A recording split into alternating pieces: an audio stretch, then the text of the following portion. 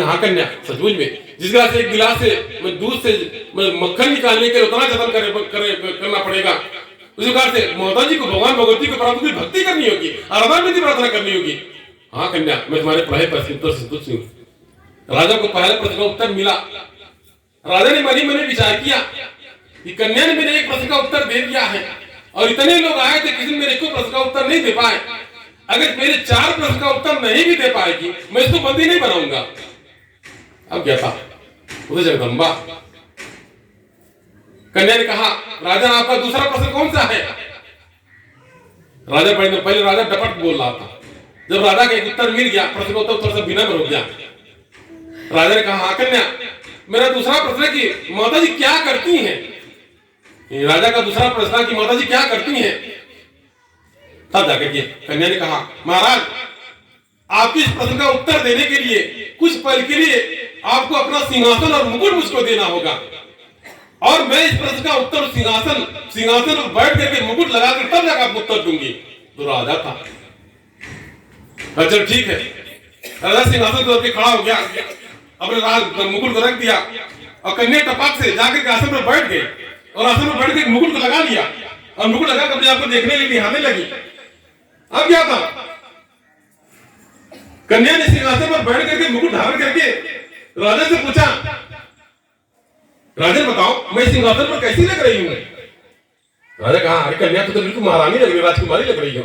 ऐसा लग रहा है कि तुम मेरे राज की महारानी राजकुमारी हो तो तुम मुझे हुक्म चला रही हो।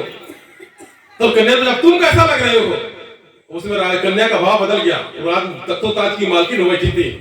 राजा उसमें याचक बन चुका था और तख्तो ताज की मालकिन बन करके वो सिंहासन पर हुक्म चला रही थी। राजा मन ही मन में जान सका था कि मैं तो याचक हूं इसके सामने, ये मेरे तख्तो ताज की मालकिन है, इसमें मुझे कुछ भी आदेश कुछ भी हुक्म चला तो मुझको ही मानना पड़ेगा। राजा समझ गया मैं तो याचक हूं। तब जाकर कन्या की बस राजन यही माता जी करती हैं, पल में किसी को राजा बना देती, पल में किसी को रंग बना दी। माता जी कार्य है, माता जी का लीला। देख अभी थोड़ी देर के पहले मैं तेरे दरबार में आना चाह रही थी, तेरे सैनिक सिपाही यहाँ तक बुलाने नहीं दे रहे थे, या तो तुम मुझसे कुछ बात नहीं करना चाहता था, मुझे मतलब नहीं ये तो समझता था मैं तुझे बेवकूफ बना रही हूँ। देख माता जी की कृपा हुई, मैं तेरे सिंहासन पर विराजमान हुई। यही माता जी करती हैं, पल में किसी को राजा बना देती, पल में किसी को रंग बना देती है। संयम इसी को महामाया की माया कहा जाता है। माता जगदम्बा कब क्या करती कोई गारंटी नहीं है, कोई भरोसा नहीं, कोई गारंटी नहीं है। इसलिए मैया को भय होता है, जगदम्बा महामाया की शक्ति से भय होता है कि न जाने कब क्या किस रूप में दया हो जाए, कृपा हो जाए, किस रूप में माता जी कल्याण कर दे, इसकी कोई गणना कोई गारंटी नहीं। अब क्या था, राजा बिल्कुल अवाक सा रह गया सचमुच में। अभी थोड़ी देर के पहले ये कन्या आई थी और आकर के मतलब मुझसे कहा था, मैंने भी ये विचार नहीं किया था कि मेरे आसन पर बैठ जाए, मेरी मालकिन बन जाएगी। राजा और विनम्र हो गया। कन्या ने कहा बोल राजन अब तुम्हारा तीसरा प्रश्न क्या है। इसके पहले जब कन्या आई थी तो राजा को आप कहकर संबोधित कर रही थी और कन्या तख्तो ताज की मालकिन बन गई और राजा को तुम कहकर संबोधित करना शुरू। बोल राजन तुम्हारा तीसरा प्रश्न क्या है। राजा भी जान चुका था कि संयमी माता जी की माया है।